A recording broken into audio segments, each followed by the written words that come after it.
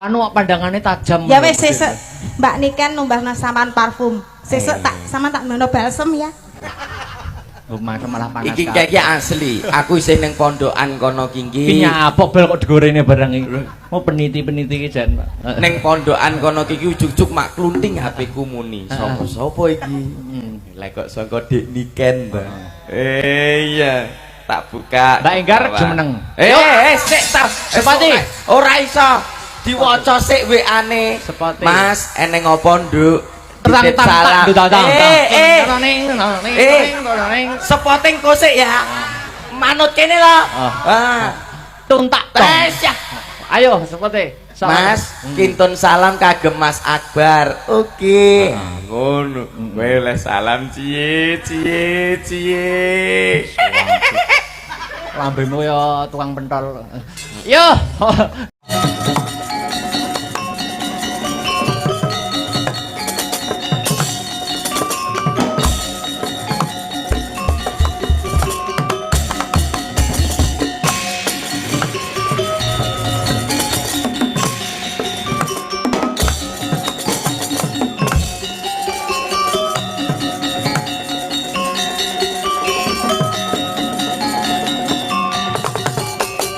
Dening utamaning nata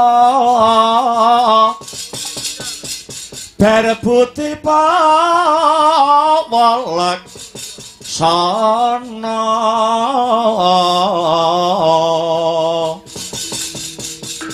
lire berbuti mangkono lila legawa ing driya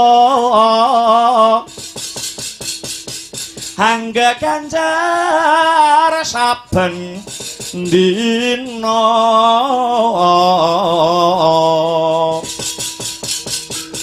lire kang bawa lacana agung denya paring dana hana tapi pangandika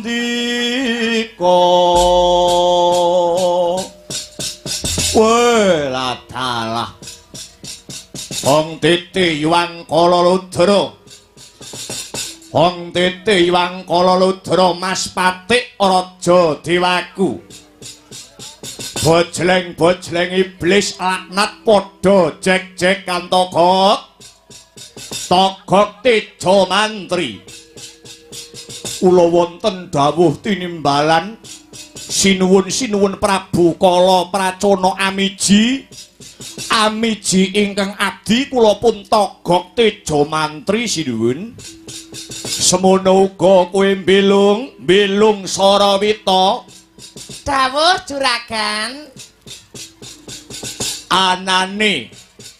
anane kowe bocah loro sun timbali adoh ndak awe cerak-cerak saya ndak raketake kawruhanana yen tori palungguhan iki ratu gustimu ing negara Giling Wesi aku Prabu Kala Pracona lagi nedeng ke Taman Kunjana Papa kok Paduka sinuwun Prabu Kala Pracona nedeng ke Taman Kunjana Papa. Iya. Kunjana kuwi tegese edan, Papa tegese lara. Aku lagi lara kedanan, Gop. Nyuwun sewu. Sinuwun Prabu Kala Pracona lagi kedanan kalih sinten sinuwun? Togok Adiku lagi gandrung kepaung kelawan Mustikaning Widodari ing Kayangan Suralaya kang asesilih Dewi Supraba. Dewi Supraba ya kabara nyata.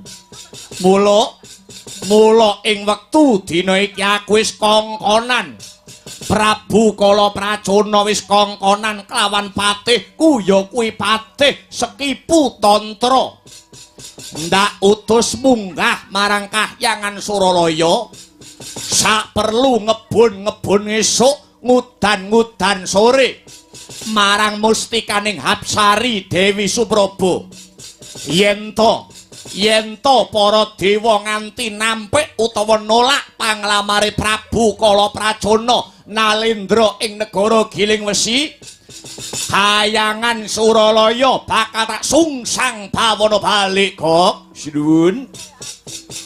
Menawi kenging kula elingke sampun dipun bacotaken, sampun dipun lajengaken.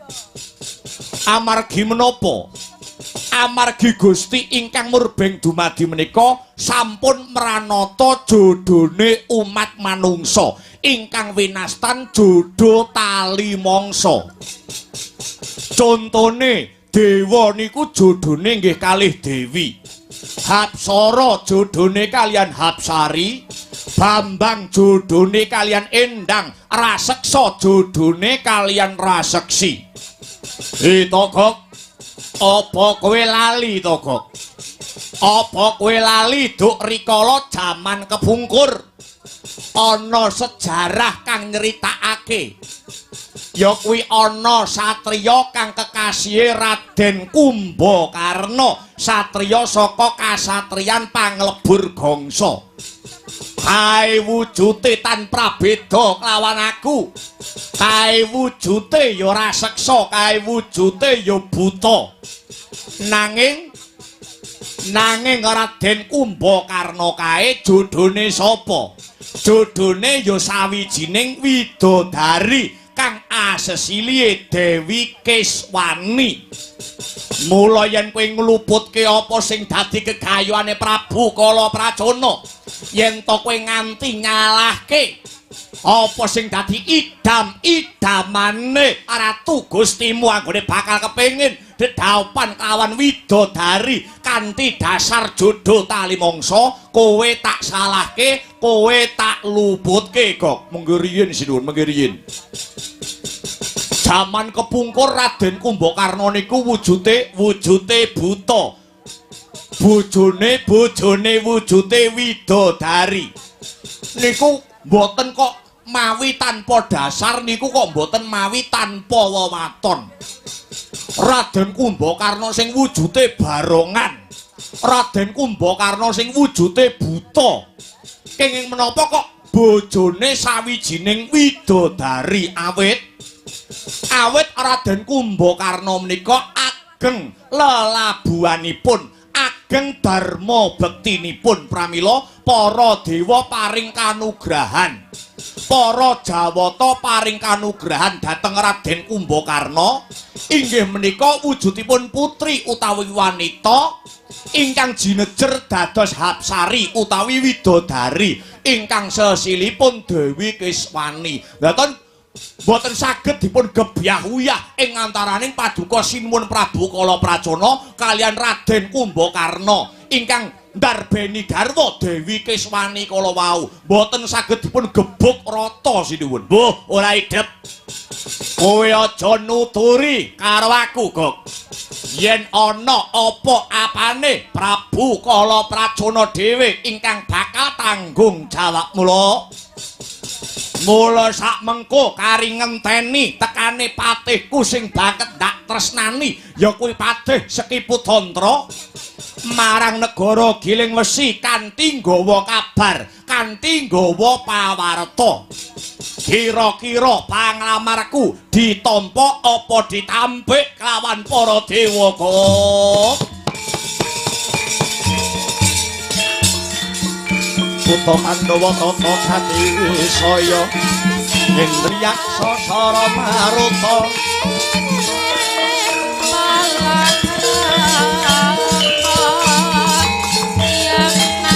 pawana-pana marakana samirana layang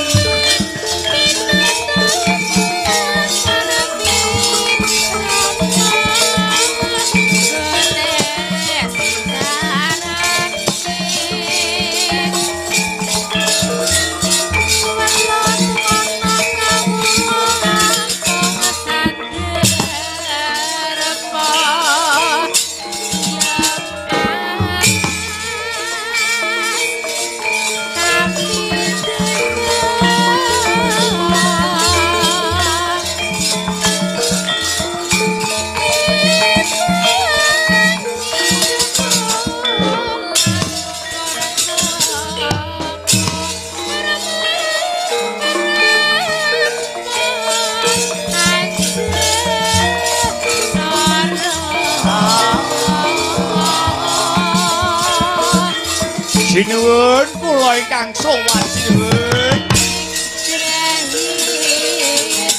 Oh.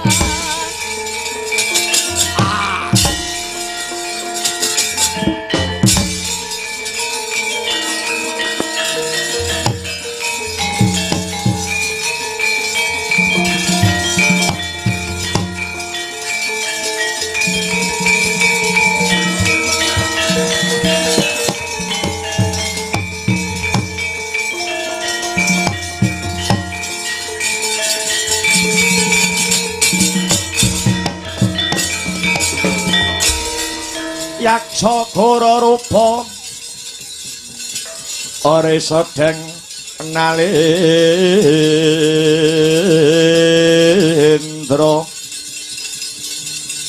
yaksa halalaku kang malwaya ingkang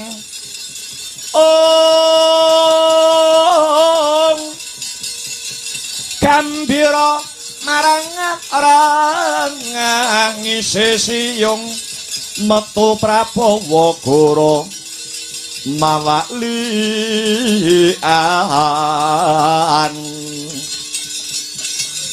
Ditya Durbalarsa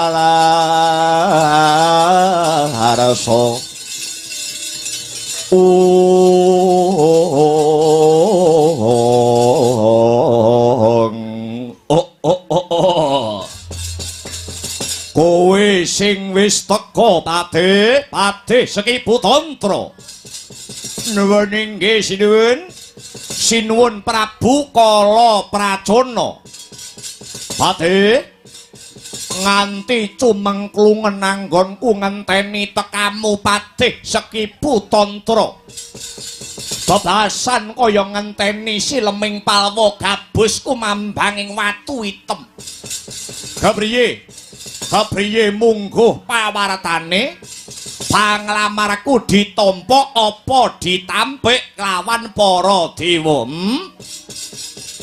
Pendhih kemrungsunging kalih kesuk panata ling kabudaya-daya aku kepingin enggal wuninga Patih nuwun inggih sinuwun sampun kasembadan kang abdi kula pun Patih Sekiputantra minggah wonten kayangan Suralaya ngadhep marang para Jawata hatur wuninga sinuwun hatur wuninga bilih ing ripalenggan sakmangke Patih Sekiputantra sampun angsal dawuh kalian para dewa piye panglamarku ditampa apa ditampik Dik sinuwun panglamar paduka dipun tampi dening para dewa sinuwun latiala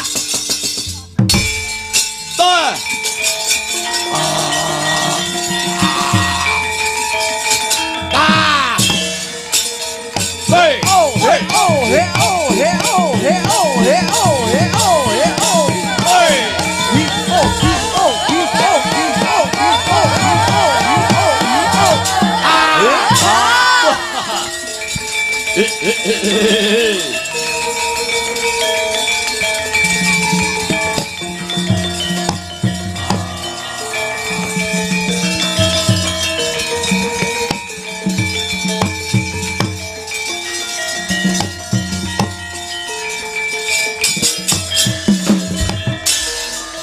Putra Pandhawa tata kadiwisaya Ngendriyaksa Sara Maruta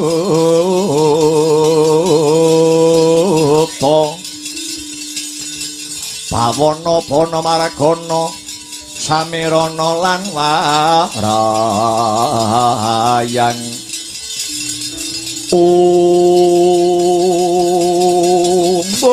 latyalah bebasan mlaku ing wanci pangklong tepapak ing obor sewu sekibu aku krungu kabar yen panglamarku ditampa lawan para Jawata nuwun inggih sinuwun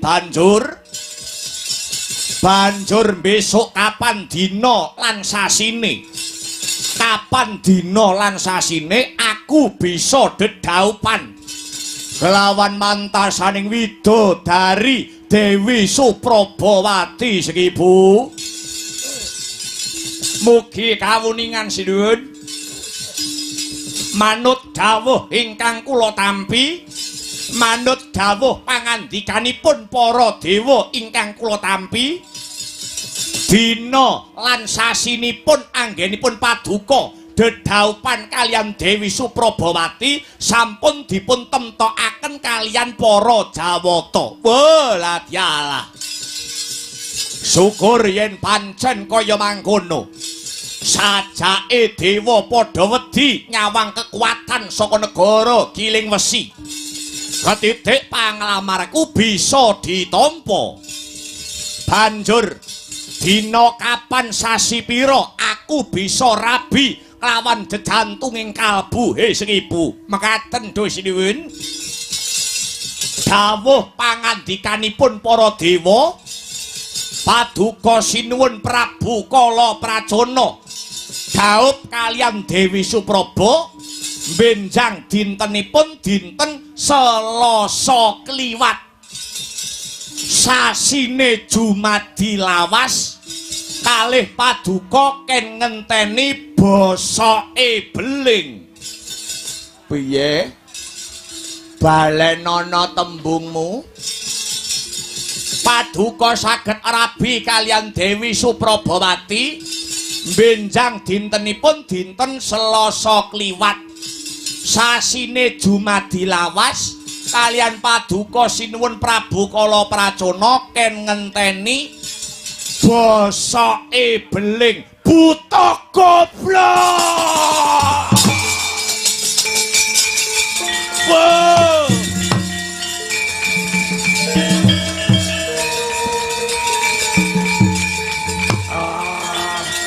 Buta goblok kowe.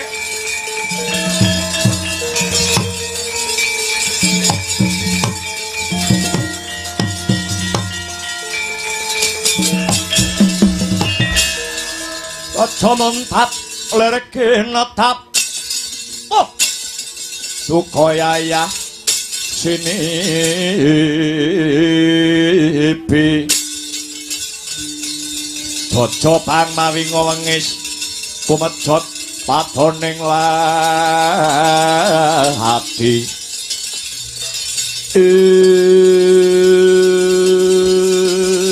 Bolatialah.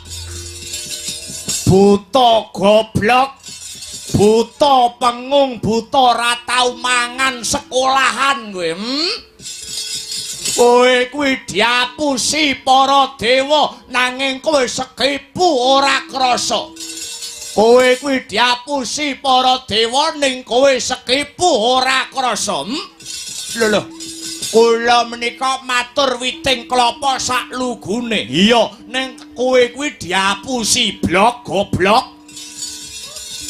Lekno mripatmu jerengen gobokmu.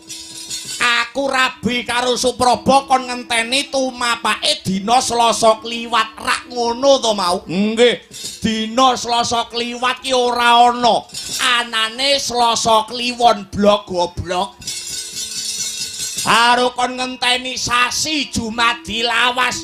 Sasi kuwi eneke Jumadi Lawal. Apa meneh karo ngenteni bosake beling nganti kiamat beling ora iso bosok. Ning nek kon ngenteni bosake matamu kira-kira kena. Piye lho? Apa? Piye? Sekipu ra pecus. Dasare buta ora tau ngenyam pendidikan, buta ora tau sekolah. Buta ora tau buka internet Kang kuwi. Angger buka internet sekipu sing dibuka nggur ik hamster wae.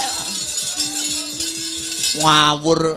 Nyatane diapusi karo dewa ora krasa. Lah iya. Cetha wela-wela dewa jarak karo Prabu Kala Pracana. Dewa nantang alus karo Prabu Kala Pracana sekipu. Kuwi wonten Jawa sinuwun baliken sing dadi rasamu. Suraka gotong royong minangka tetenger budaling wadya. Yen nganti para dewa ora menehake Dewi Suprabawati marang panjenengan ingsun, aja kesuwen biyuki batang sakyuta kayangan Suralaya.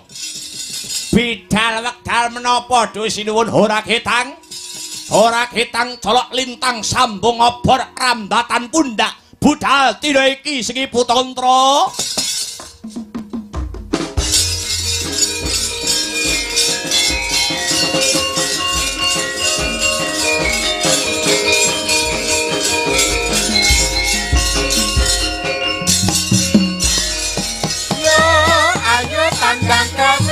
Bangun negarane sangkut kumrakut bebarengan rokancane ayo datu mandang aja mengenang kumandang bebarengan rantasi pahala.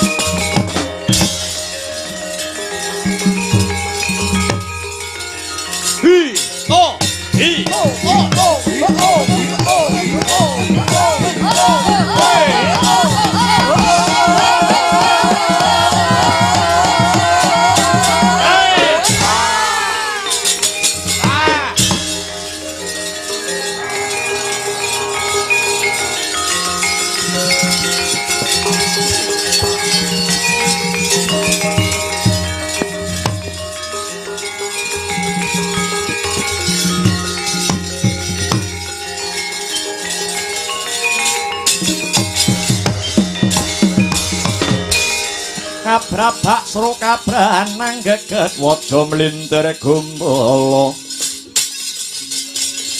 sukal wijiling sabdo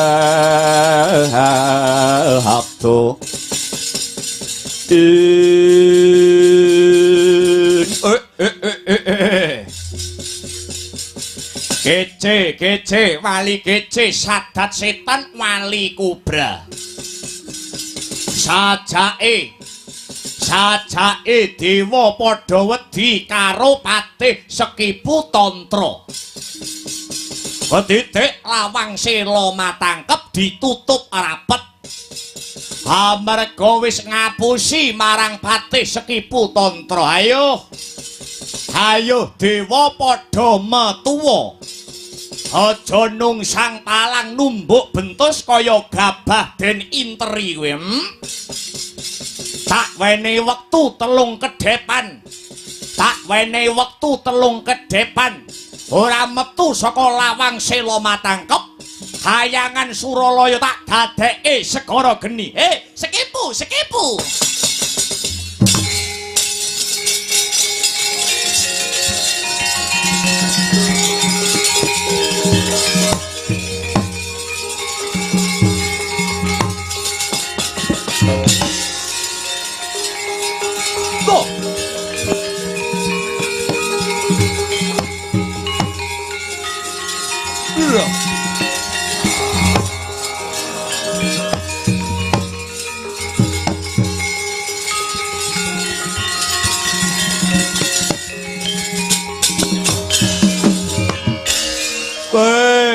dalah iki tak sawang kok kaya pukulun Bathara Narada ya pancen bener Sekipu ayo dewa wis ngapusi karo aku saiki gelem ora gelem dewa kudu masrahake Dewi Supraba kanggo jatuh kramane Ratu Gustiku Prabu Kalapracana Dewa apus krama marang jeneng kita ora jeneng dewa wedi marang kita Sekipu malah dina iki dewa bakal ngenekake wujude Giri Swayembara apa Giri Swayembarane Bathara Narada dewa wis duwe jago yen jeneng kita Sekipu cilike ngasorake gedene bisa mateni jagone dewa bakal kasembadan anggone Ratu Gustimu Prabu Kalapracana duwe gegayuhan kepengin jatuh krama lawan mantasaning widodari kang sesilih Dewi Supraba weladalah yen mangkono ndi jagone dewa kon ngadepi Patih Sekipu aku ora bakal miris maras taker marus kawruhanana iki sing ana ngarepku iki bayi kang isih umur setahun durung ilang pupuk lempuyang iki sirnakno yen jeneng kita Sekipu bisa mateni bocah iki Surup Surya Dewi Supraba bakal ulun udunake saka kayangan Suralaya marang negara Giling Wesi weladalah dewane wis padha kentekan akal apa donya kurang jalma apa jagat kurang umat kok bocah wingi sore didadekake jagoning dewa wis ora susah kakean gunem sing tanpa guna ayo enggal tindakno patenono bocah iki Sekipu Tantra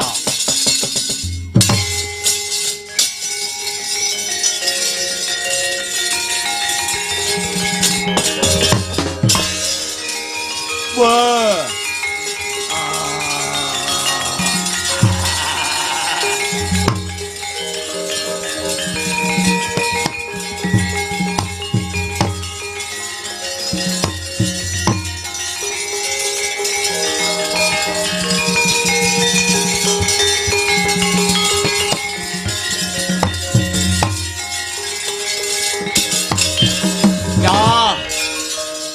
dewa wis mlinger sing dadi kiblate bocah durung iso apa-apa kok kon ngadepi Patih Sekipu. Ya to ya. Ora ateges aku mateni wong kang tanpa dedosan, nanging aku mung nindakake giri swayembaraning para dewa. Bocah kang isih abang. Bocah kang isih abang tak untal mangsa ngambal cethak kowe.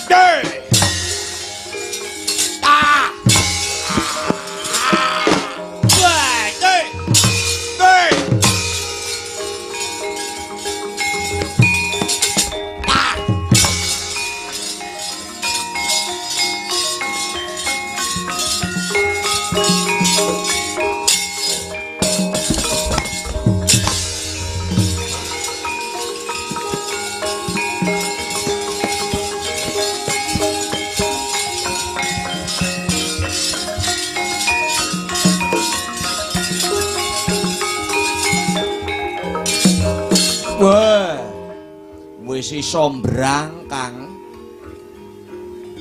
Bek. Tat. Ah. Doi. Tet. Ta. Waya. Wah. Tat.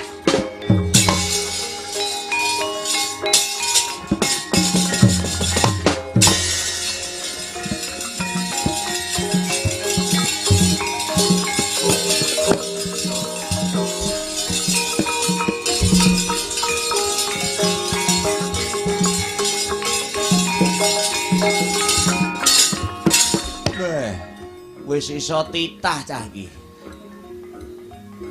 Weh. Bayi apa iki jane? Bek. Ah. Weh. Hai. Ah. Ah.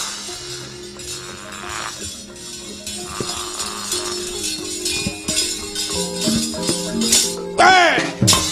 Weh. Ya.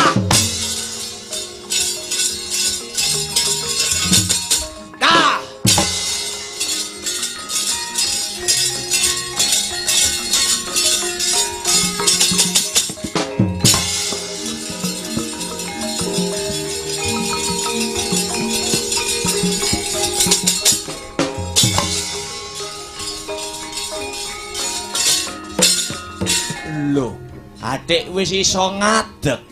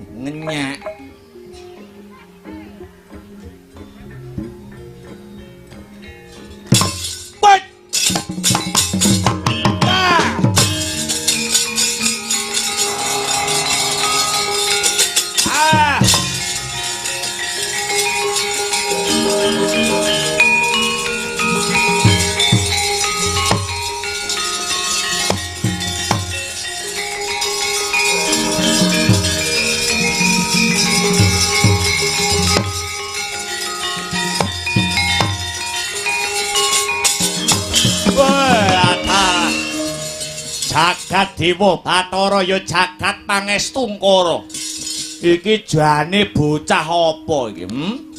Kulite tek alot kaya ban jeru. Tak kemah-kemah kok ora catu babar pisan. Dewa. Kowe aja jarak karo Patih Sekipum. Aku wegah musuh bayi iki gedhekno luwih dhisik. Hey! Hey! Ah!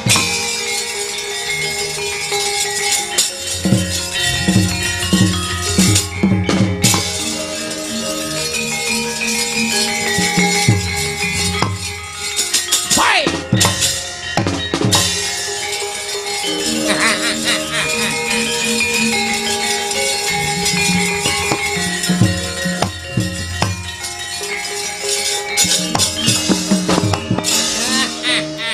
Goblok Sekipu goblok. Senadyan bocah iki isih bayi, bocah iki wis ketok sing dadi kasektene ketitik. Ketitik dipolo gantang dicakot babar pisan ora tumomo ana kulite. Sekipu. Yen pancen jeneng kita pengen bayi iki tak gedhekne luwih dhisik, ya tak turuti sing dadi kepinginanmu Patih Sekipu.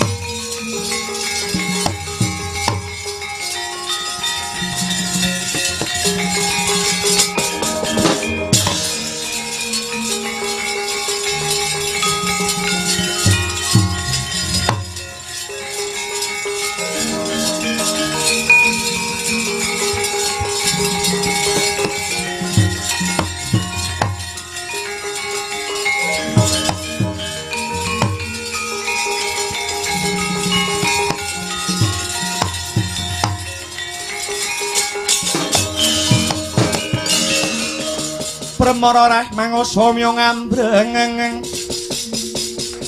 Kadi karonaning kaswasih ring marga Hamalatgung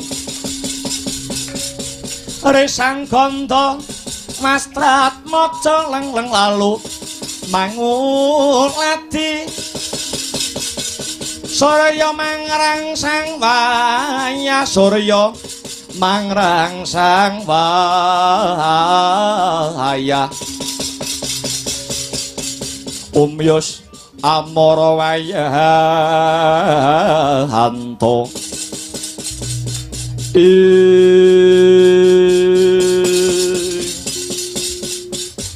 Hei Empu Rama Nyadi kula wonten dawuh pukulun-pukulun Bathara Kaneka Putra Empu Ramayadi kowe ning kayangan kene duweni kewajiban dadi tukang pandhe. Lah dina iki ana kewajiban kanggo jeneng kita Empu Ramayadi ya kuwi. Bayi kang isih abang iki jedinen. Jedinen ana kawah candra di muka. Mbah piye caramu, mbah piye reka dayamu? Aku kepengin meruhi bocah iki dewasa sing sentosa otot bebaune karana bakal dadi calon jagoning dewa amrunah satrumurka. Nuwun inggih pukulun menawi mekaten kula namung ndederek. Bagus. Lah banjur kira-kira caramu kepiye? Empu Ramayadi. Duh pukulun kula aturi paduka pukulun Bathara Narada perintah dumateng para Jawata. Kinen angempalaken gamanipun, kinen ngempalaken pusakanipun. Sedaya dewa kadhawuhna nglebetaken dedamel wonten ing kawah candra di muka kala wau. Mangke saklajengipun kula ingkang badhe amurba ingkang sarta amisesa ya.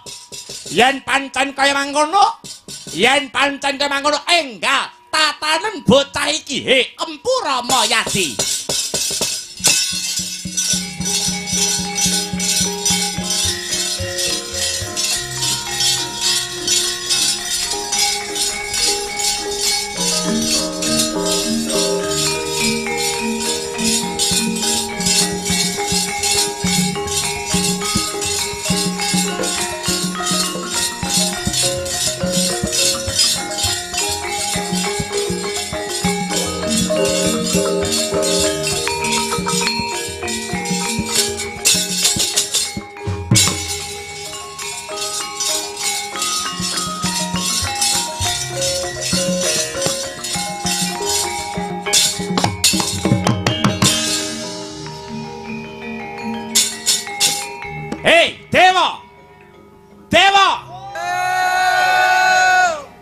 klumpukno pusakamu kabeh gek dicemplungke ana kawah Candra di muka. Paham? Paham. Ora lali dewa-dewa wedok. Dewa-dewa wedok kabeh do siap? Siap. Do siap? Siap. Dewa wedok ngurnem iso ngungkuli suarane dewa lanang. Apa mergo wedoki lambene loro? Ya, tindakne dile iki.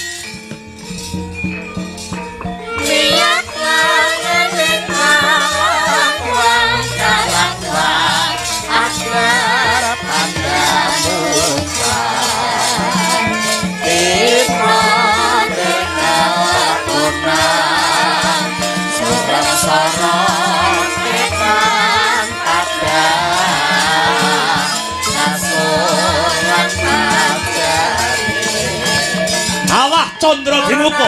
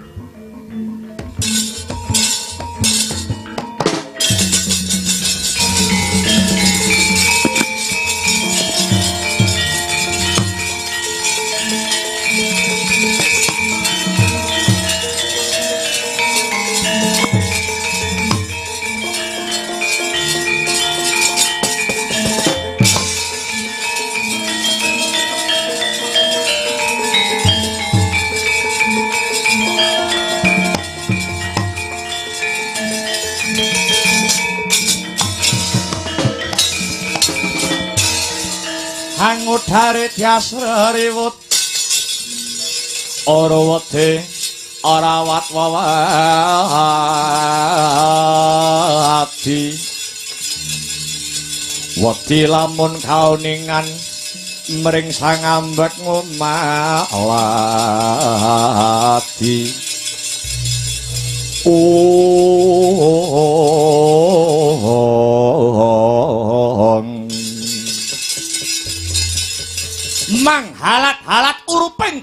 Candra Dimuka kaya arsa andilat langit jumaleder swarane gawe giris pauta kocap sampun kalebetaken sedaya gamaning para Jawata Gada bindi tombak Candrasa Trisula keris cundrik sedaya wis manjing mring kawah dadya jenang ilang lebur dadi bubur tanggap sang Empu Ramayadi den uncalake jabang tetuka amring sajroning kawah Candra Dimuka ban sawetawis dangu dadya satriya gagah prakoso glewo-glewo kaya golek kencana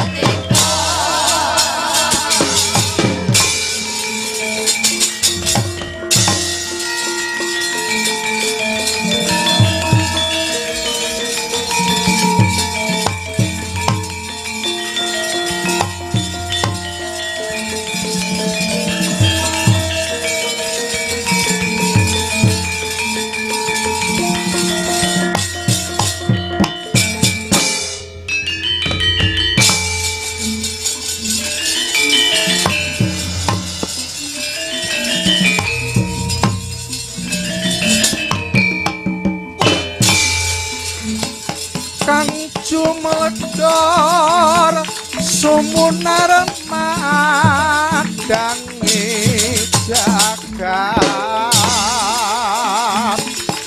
babar cahyana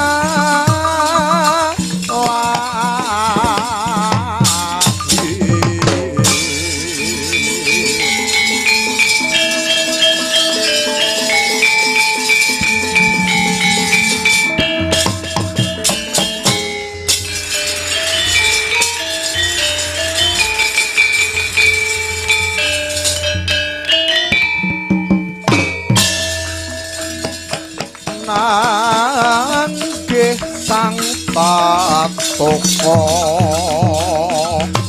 samono wasde wasa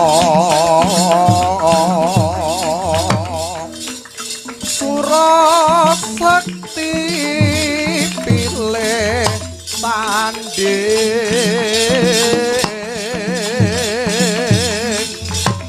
prawira yudha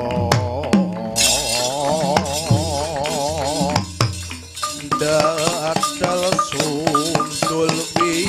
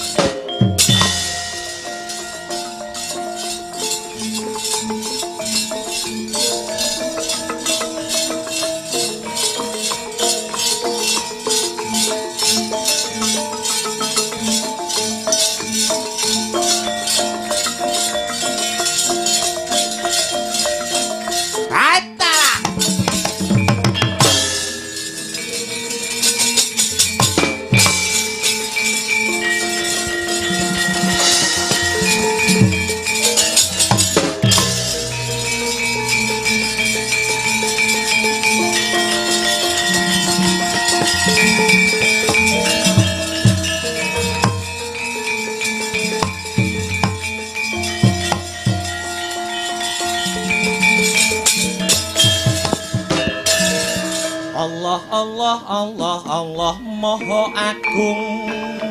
Allah Allah Allah kang maha agung.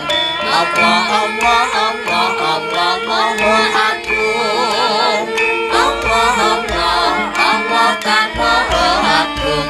Tanono kang sinembah amung zat maha murah. Tanono kang sinembah amung zat maha murah.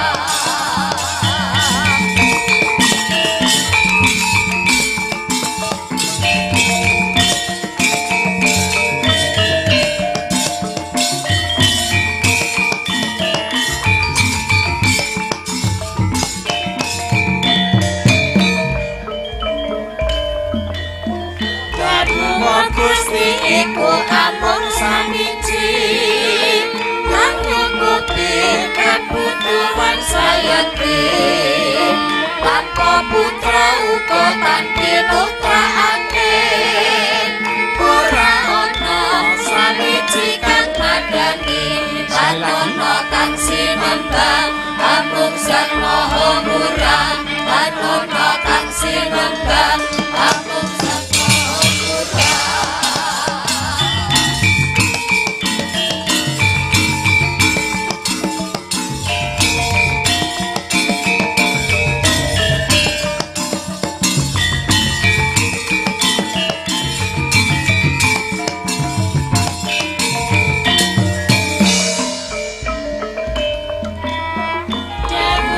Gusti iku amung samiji kang nyukupi kabutuhan sayekti tanpa putra uga tanpi nutrahake ora ana samiji kang madani kan ana kang sinembah amung zat maha murah ana kang sinembah amung zat maha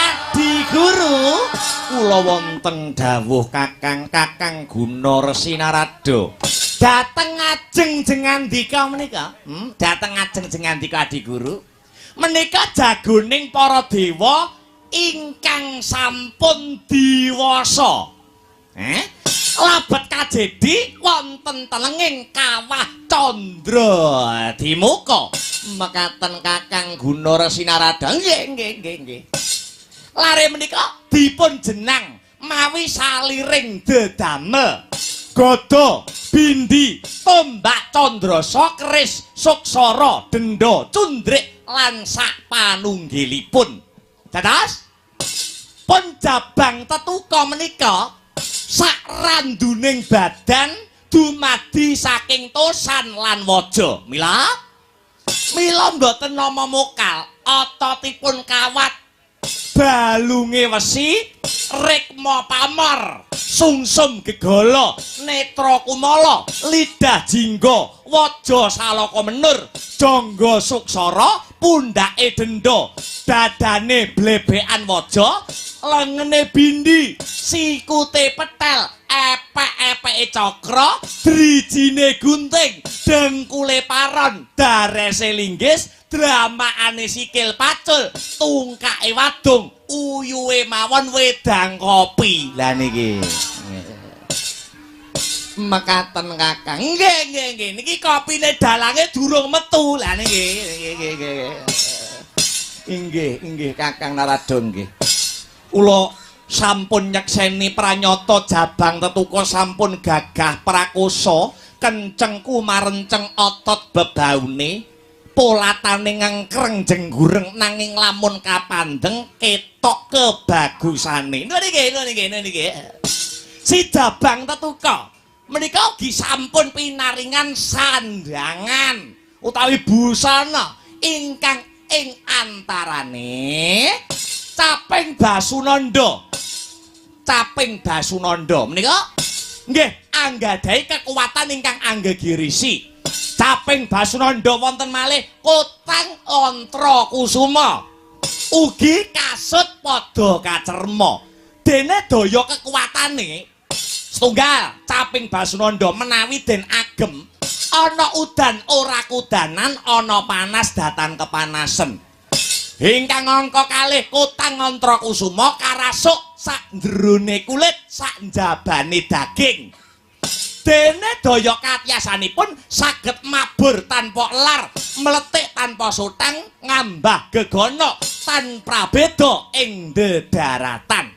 Ewa dene kasut padha kacerma, kasut padha kacerma dumadi saking walungsungane Sang Hyang Nagaraja. Daya kekuatanipun lamun nedeng ngambah gegana saged ngungkuli lemah sangar kayu aeng miwah pandhita tapa dadya tawa tawi tawar. Nuwun inggih Kakang, kagem jangkepipun pusaka lare menika badhe kula tambahi pusaka nami. Nuwun inggih. Ajeng badhe kaparingan nami sinten Adi Guru? Kula aturi malih ing raos Kakang. Lare menika badhe kula paringi tetenger Raden Gatotkaca, ya Guru Handaya, ya Purbaya, ya Inten Simbarja.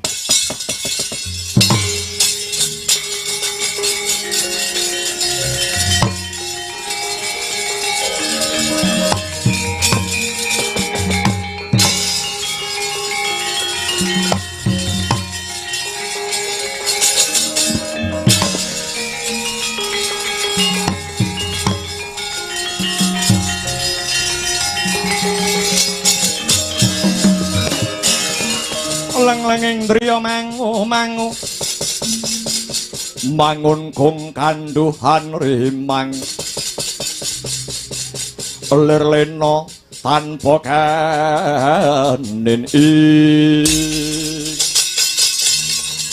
lir-lena tanpa kanin yen tantu lusa yen tanpa lusa mengko sang Dyah upama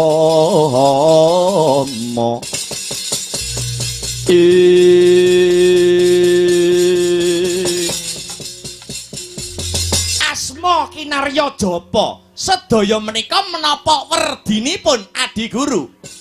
Kakang, Raden Gatotkaca menika tegese kempaling karusan utawi dedamel. Guru Handaya menika werdinipun kinasih dening Hyang Guru. Purbaya menika ageng panguwasanipun. Inten Simbarja menika mengku teges pepetinganing satriya. Mekaten Adi Guru. Nuwun inggih. Kula ngantos lali Adi Guru. Lali kados pundi Kakang? Menika nek sedaya raganipun menika dumadi saking tosan lan waja. Nuwun inggih. Ning bocah niki dereng saged nyuwara. Mekaten. Nggih. Niki ambak sedaya ragane, sedaya badane menika dumadi saking tosan lan waja. Ning niki anggere ditakoni ora iso semaur merga durung diwenehi swara. Mekaten. Nggih. Nggih. Kula badhe muja wujudipun guntur Kakang. Nggih. Kula badhe anyipta wujudipun guntur minangka dados sumber suwaranipun Gatotkaca Kakang.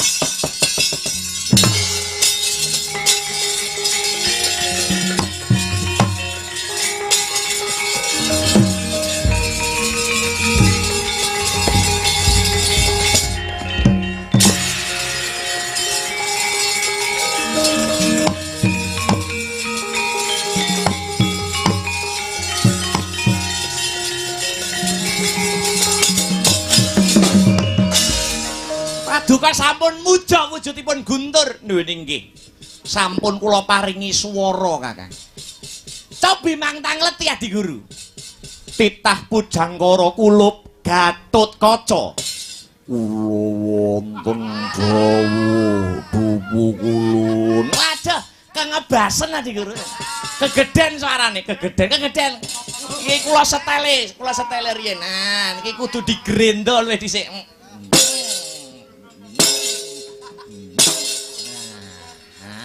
Niki pun cepi-cepi pun kula dedek. Mantang leti Adi Guru. Gatotkaca. Kula wonten dawuh. Lah, ketilian. Aduh kebacut. Wong gagah-gagah kok suarane cilik. Oh iki kurang sithik. Nah. Pun. Sapi. Mantang leti Adi Guru. Gatotkaca kula wonten dawuh do bukul. Nah, pas. Pun pas. Sampun. Ampun niki setemane pun pas. Inggih. Gatotkaca kula wonten dawuh do bukulun. Ing ripalungguhan iki jeneng kita bakal ndak utus nyernake mungsuh kang ngrabasing kayangan Suralaya. Ingkang pengawake Prabu Kala Pracona sakpatihe Patih Sekiputandra. Nuwun inggih mangestakaken dawuh. Kula sagah dados bedoring warastra canthi ing baita kang sarta dadaning kiwuh. Mboten kalilan kula nyuwun tambahing pangestu Dawa Kulun. Iya. Pangestuku gumraja kaya banyu seduduk, muga-muga lebda ing karya Gatotkaca.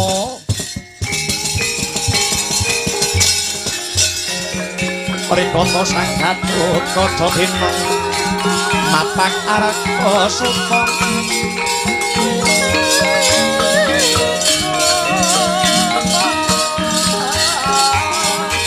Takapira tresna